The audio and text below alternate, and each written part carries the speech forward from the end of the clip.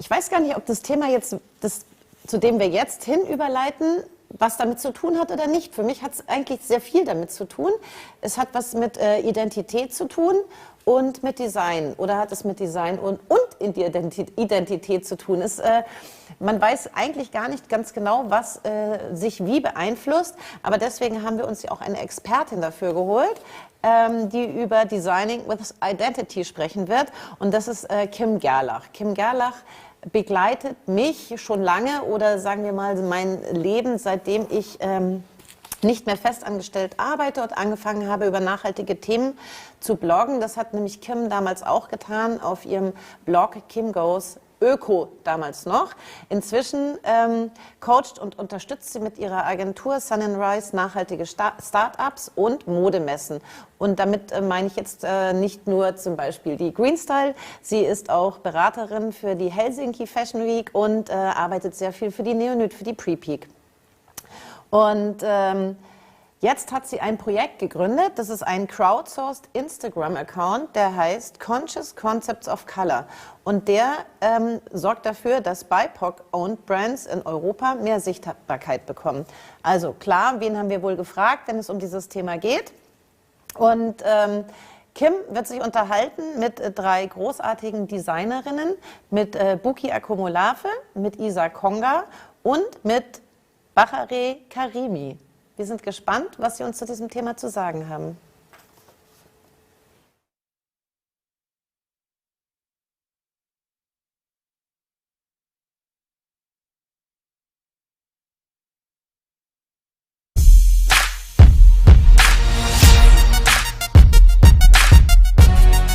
So welcome everyone, also the audience listening and seeing this video today.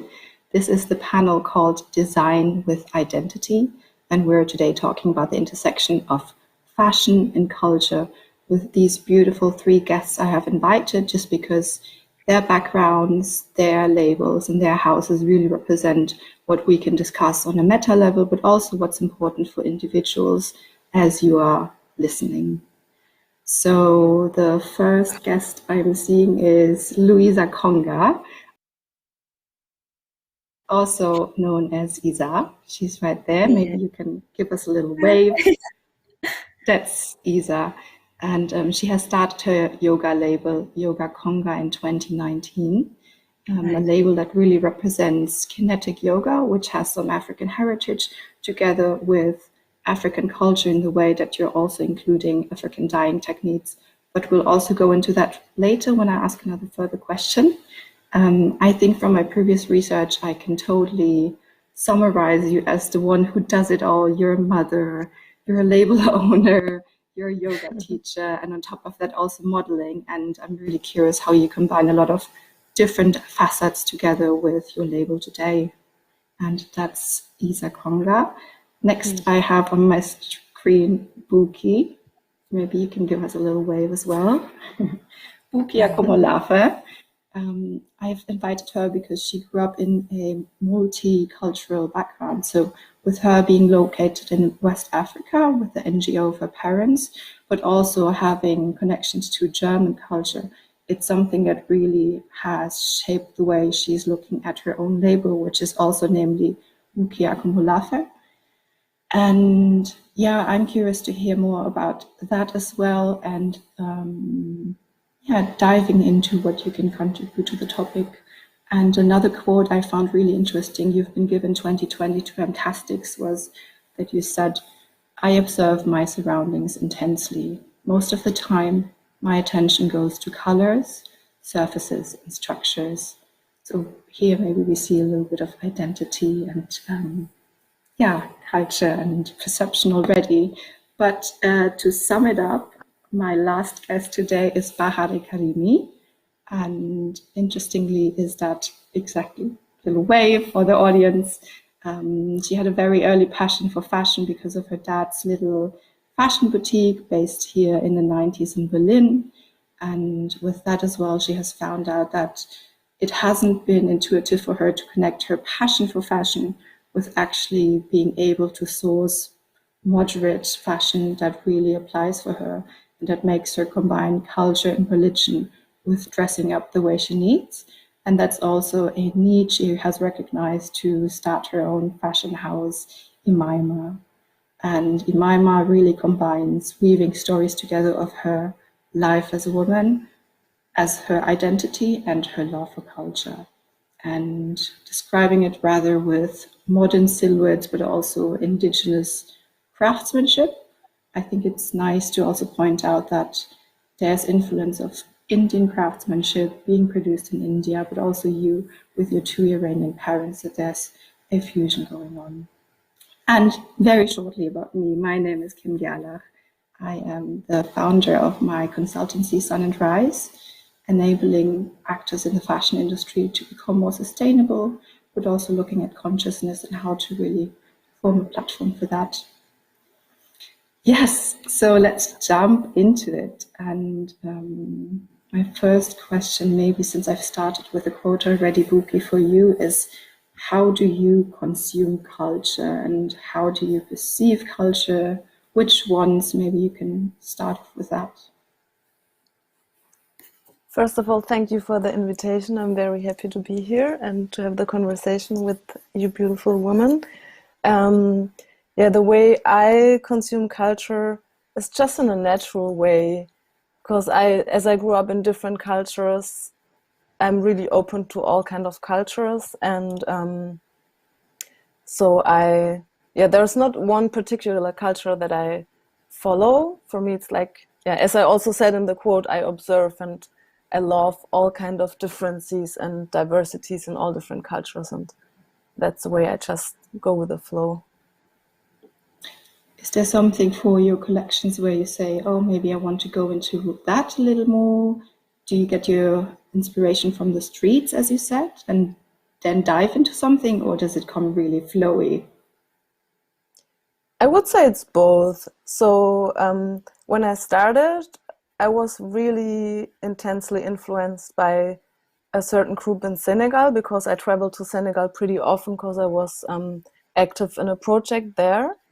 And so the people, it's called Baifals, they have a particular way of dressing themselves and also a particular way of how they live their daily life. They have a very minimalistic aesthetic life, and I was really kind of impressed by it, and also by the way they dress and by the way they express themselves. So that was one of my main influence and inspiration. But when I design now, it mostly starts with the fabric, and then I combine different kind of colors and fabrics together. And as I use the quilting technique with the 3 different layers of fabric and do the stitching, it's it's during the process, and then the shape is coming out of the process and defining the final cut. So maybe now you've also, for the audience who hasn't seen your designs and garments yet, you said quilting and then a little bit of patterns and shape. How can we recognize your design and the culture that's in it, maybe briefly? You can recognize my key pieces because I have a basic range and additional key pieces. And the key pieces are made of the so-called African wax prints combined with a plain fabric.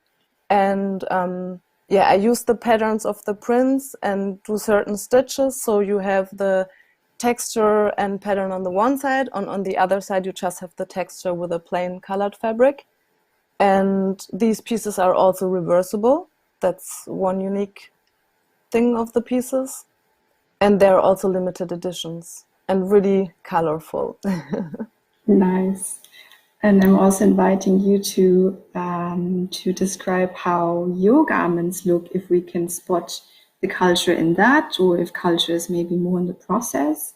And whoever would like to start, just describe what garments look like and where culture is hiding.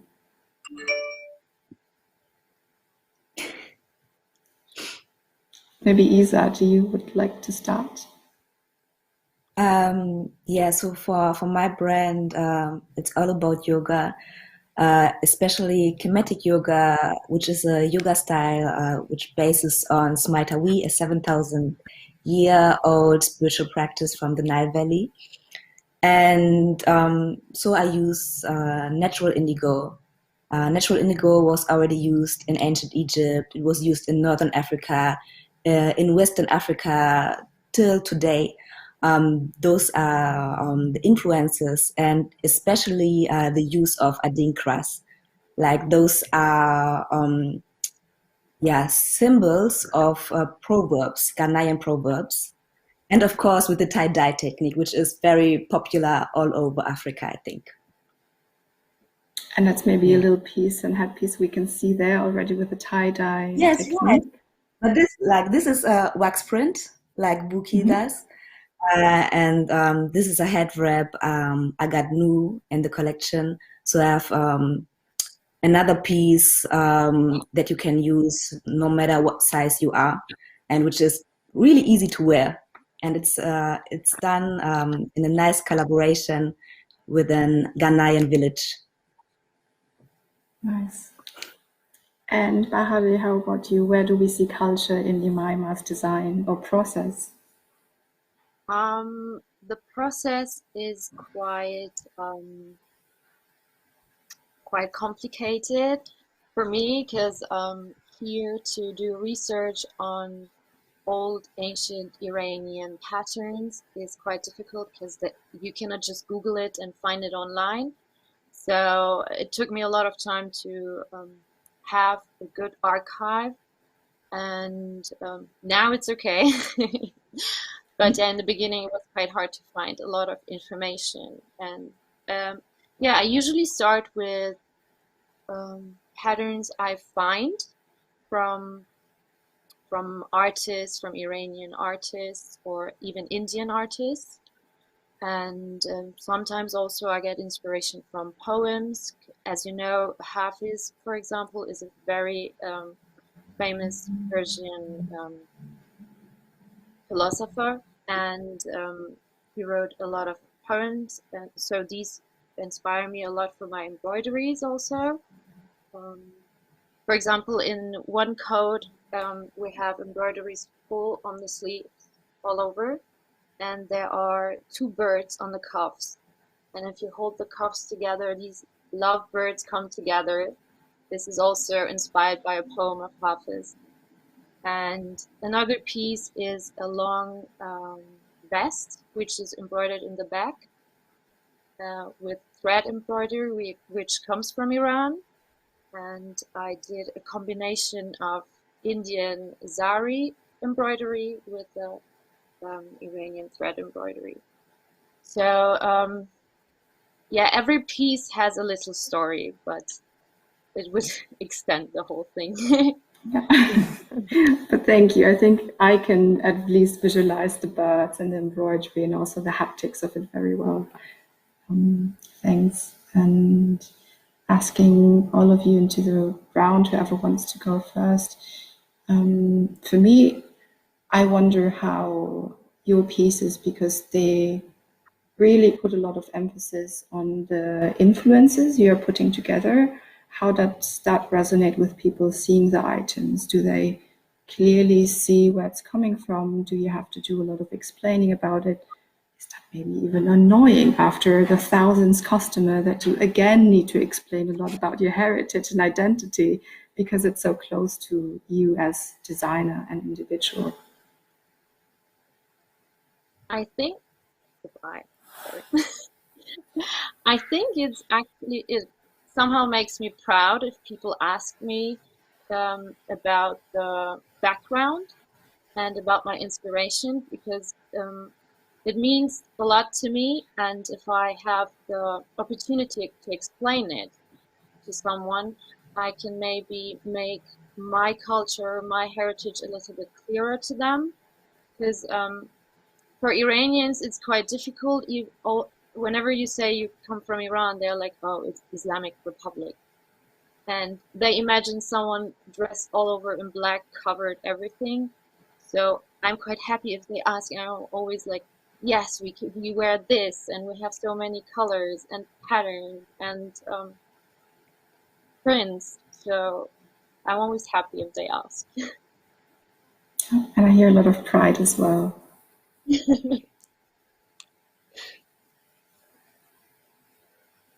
How about you others?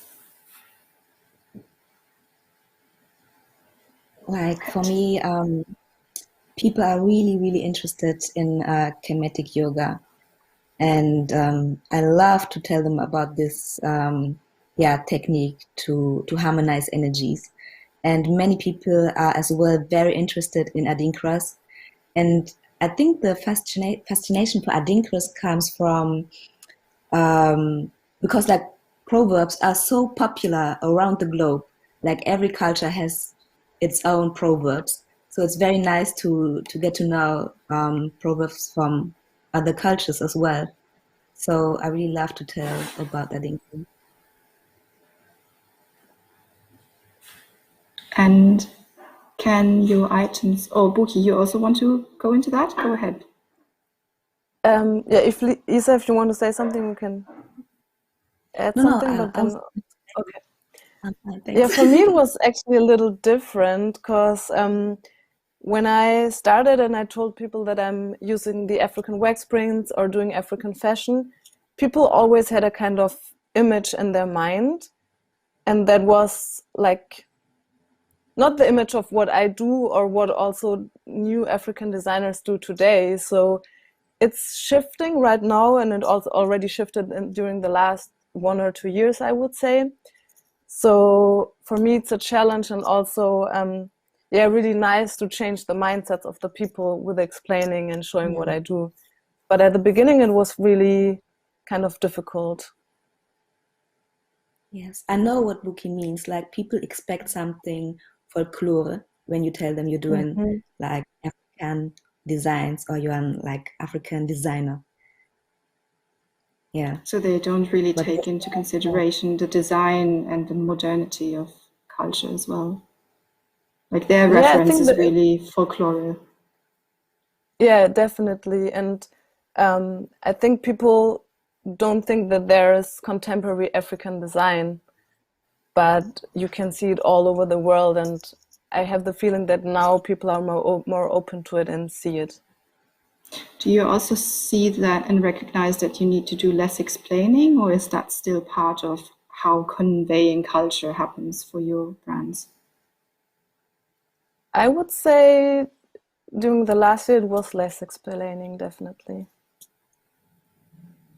What about you, Nice. Isa? for me, it's not that much explaining. It's more like sometimes it's explaining about the adinkras, but I totally understand this because it's like you see just the symbol, and if you know like they connected to proverbs, of course you want to know what does it mean. Like it's very important to know what you are wearing. So I completely understand people asking, what does this adinkra mean? What does that mean? And I'm absolutely fine with this. But like in total, like there's no asking like, is this African? Is it really African? Nothing like this. Gladly, there's some awareness for that. For And me, yeah, people ask me a lot about the term modest fashion because they always connect someone who's wearing a hijab with it. And this is the only term where I have to explain a little about it in general. and then when switching the perspective to the users or the wearers of your fashion, do they always get the cultural point of your design, or are they maybe not aware of it and just wear it because of aesthetics, let's say? I would say it's both because even someone who hasn't anything to do with the culture um, likes likes color and different surfaces or embroideries or prints. And for me, it's it's not like I'm not saying my customer is the the Iranian person or just the German or whoever. Like I usually design it for someone who's like in between cultures, like me, or maybe you guys know how it is. And because you cannot identify with one or the other culture. You're like in between, and you mix all of them. And I think this is what most of the people like and what they recognize.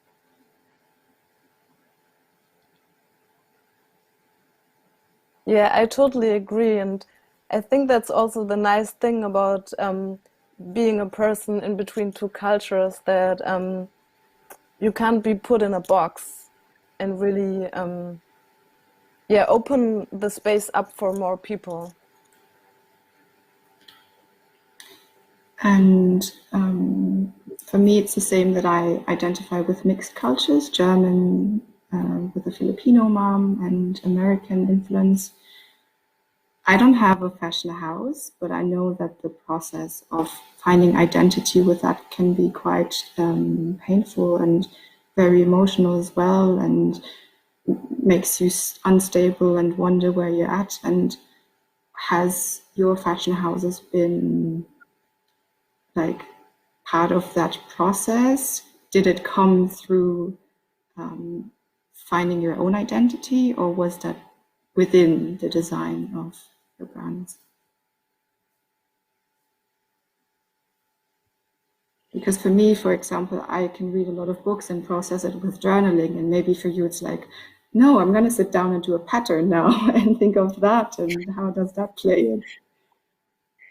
Yeah, for me, like I'm planning for the next collection. Like I don't have any pressure in time, but like I'm doing a lot of research and studying on my Congolese side and Congolese spirituality, history, and so it's really fun for me, like getting in touch more and more with my Congolese roots, and also like letting them be present in the next collection. So it's like the collection is and me, like we are really connected, and it's just amazing, and it's nice, and I feel so great when I'm studying, when I'm planning, and I'm really enjoying the process.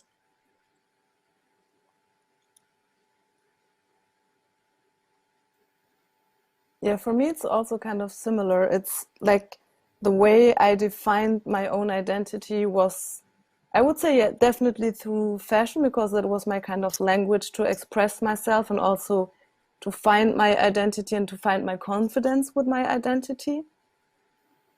Yeah.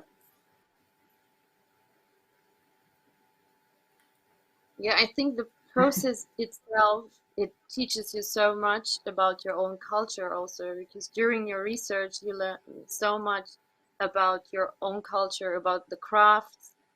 Um, for example, when I traveled to India, um, it's not exactly my culture, but there are so many similarities all over the Middle Eastern countries.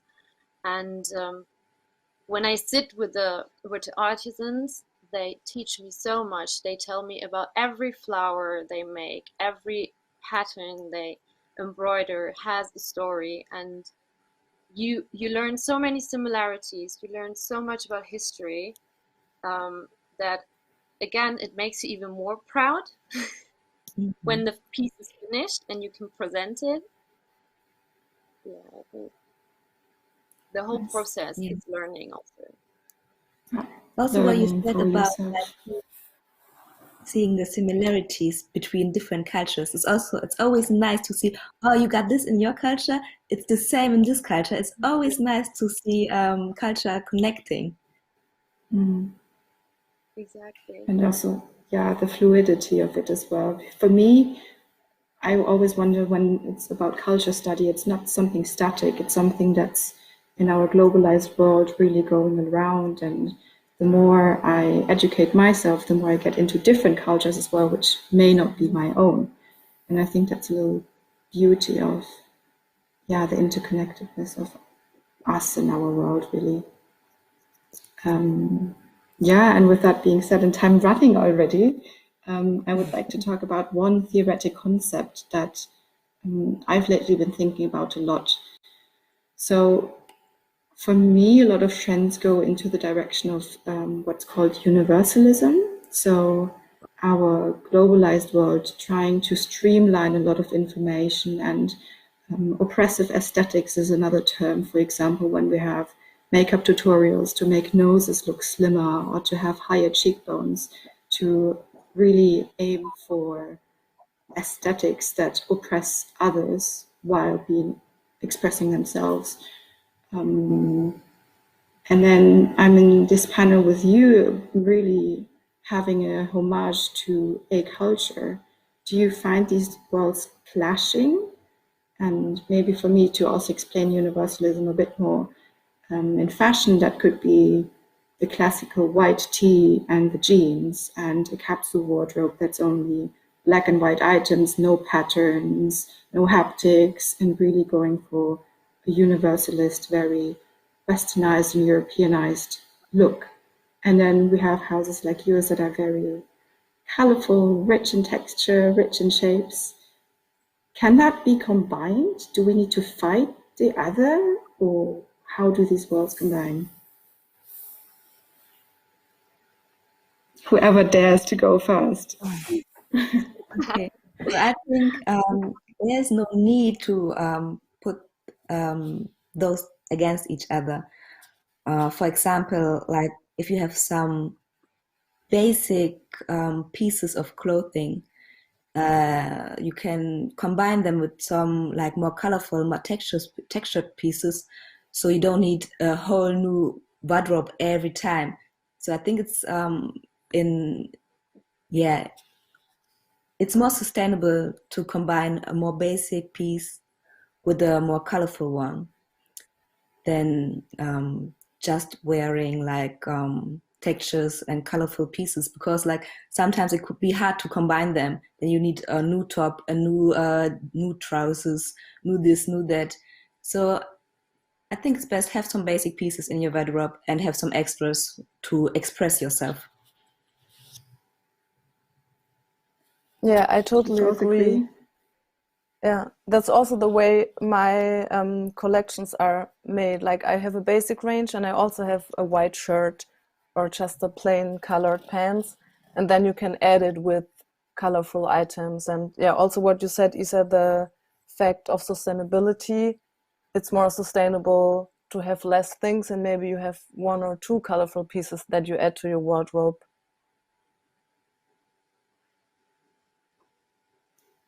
That's actually exactly what I wanted to say. So Yeah, not many things. You're perfect.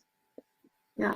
So there's for you not really a sort of pressure to these universalist outfits and styles, like a danger from that style perspective, that you feel like, oh, we need to fight against the mainstream, not only fast fashion in its system, but also in the aesthetics of the basics.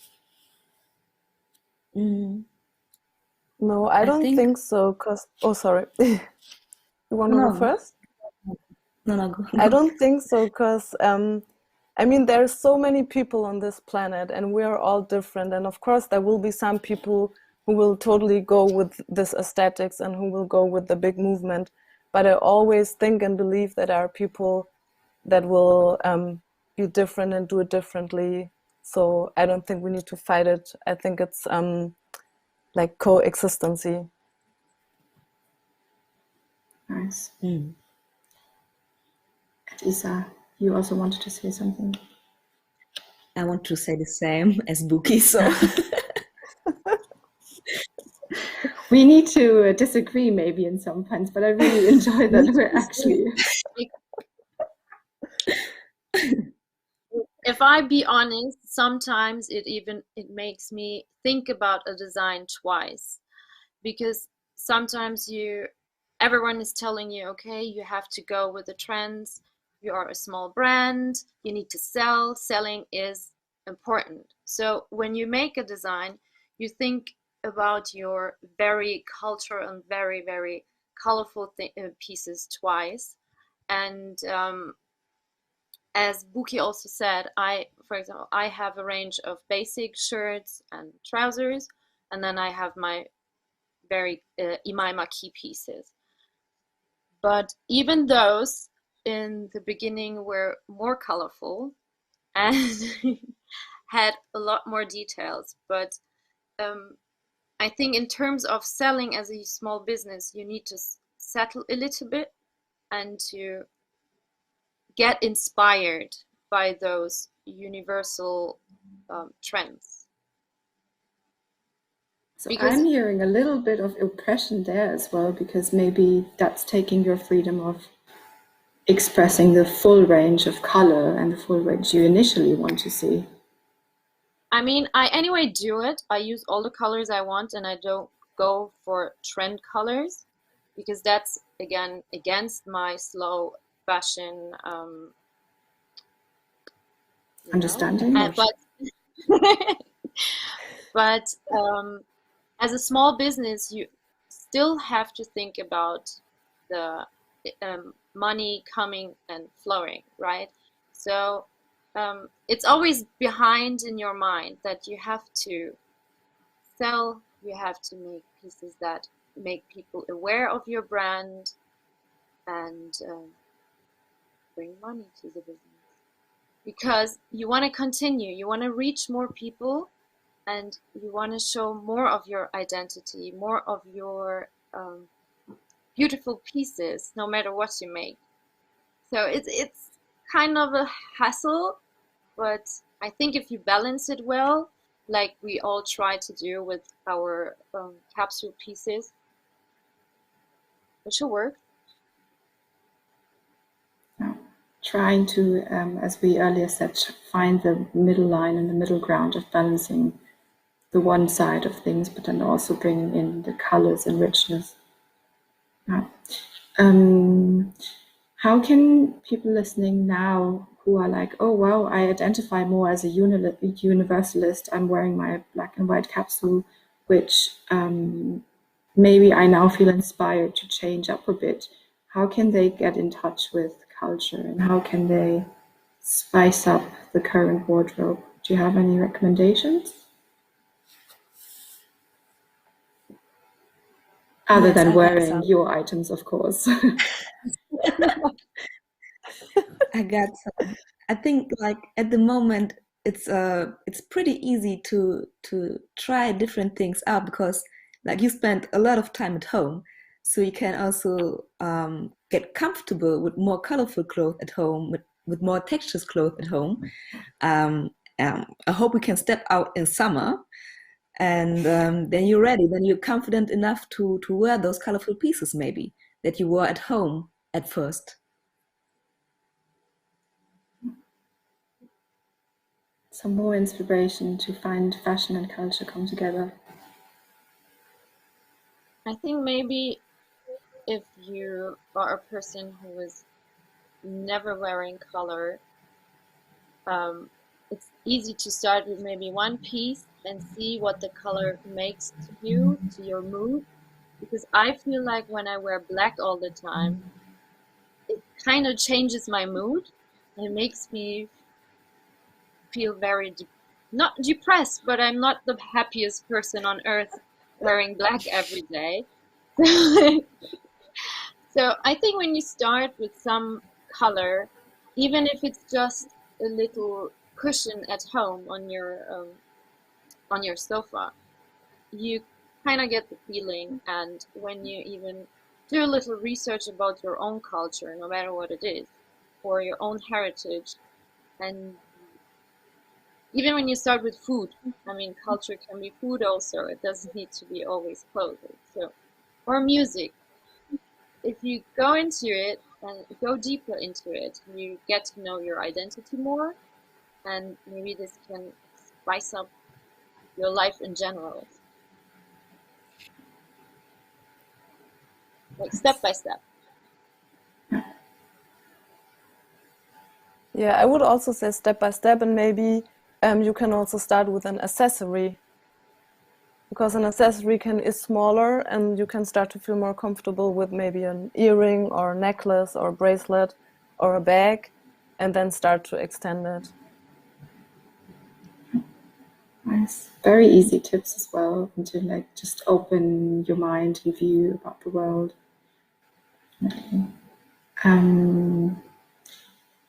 We're about to wrap up this panel already, but is there anything you would like to still say that we haven't said yet, that you feel called to share with the world, and something that's still on top of your mind?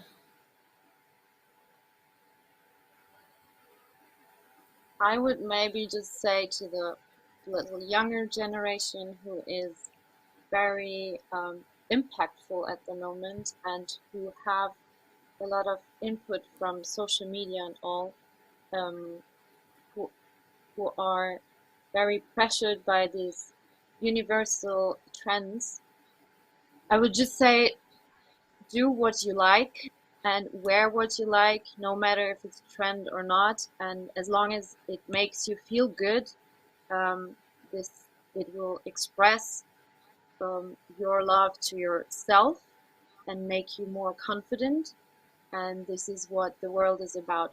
The world is not about trends and who's wearing the latest, I don't know, key piece of whoever. But I think if you feel good in what you do and what you wear, you can present everything much better. So well said. Yeah. Any last words of yours, Buki and Isa? Yeah, I mean, Bahhareh, you already said it really nicely. Maybe I would just add, to stay true to yourself and trust yourself and your own gut feeling. Nice. Yes. And yeah, that even fashion or finding culture can be a process for finding oneself. I think that's been something I've been reading in between the lines, and that helped you and that helped me to really find more of myself within the expression to the outside world. Wow. Thank you for sharing personal views about your labels, sharing some giggles here as well and having some fun. And yeah, I hope everyone listening and viewing this had some takeaways that they want to take for themselves. I'm gonna say goodbye to all three of you and thank you so much for being here. And you can definitely be in touch with all of our speakers on social media as well, and go ahead and follow them and get inspired there. Thank you for having us. It was a pleasure to meet you. It was super nice. Cool. Thank you so much.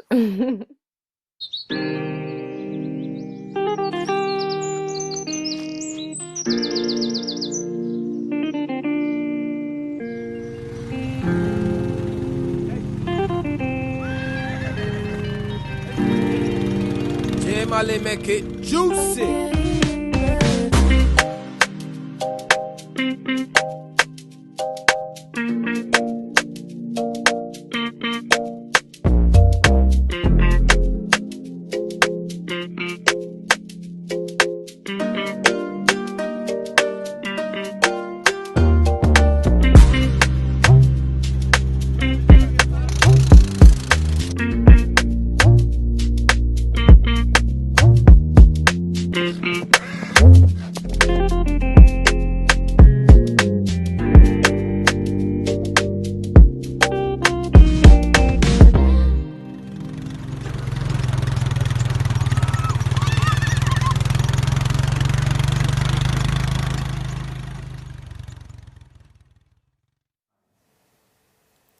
Zunächst ein großer Dank an Kim für das sehr schöne Gespräch und schaut euch die Webseiten der 3 jungen Designerinnen an, da gibt es viel zu entdecken.